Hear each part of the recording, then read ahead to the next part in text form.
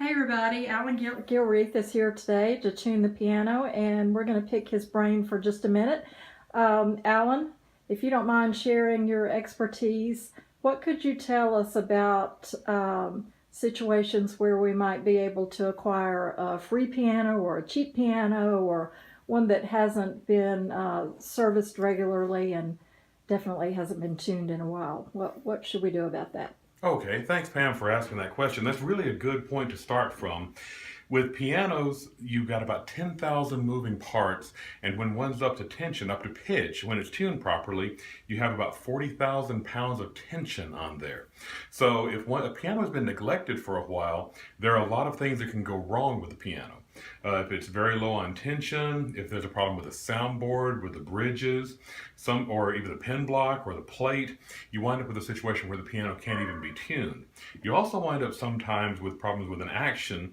There are different qualities of actions that have been built over the year, and a lot of that has to do with the original quality of the piano, which often but not always was tied to the original cost. A more expensive piano has a lot of attention to detail with making sure that all the parts are just the highest quality that they can be, whereas inexpensive pianos started out exactly that. They started out inexpensive because they didn't take the time to take care of those details.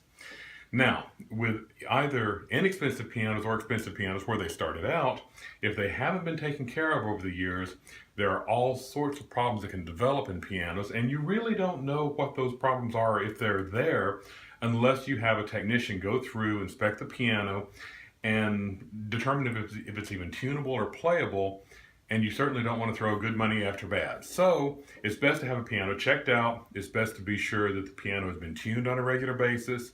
And if you're going to be using it as a musical instrument, a lot of the time it winds up being a matter of you get what you pay for. So I hope this helps out a little bit, and I'm always available if anyone has any questions. Thank you.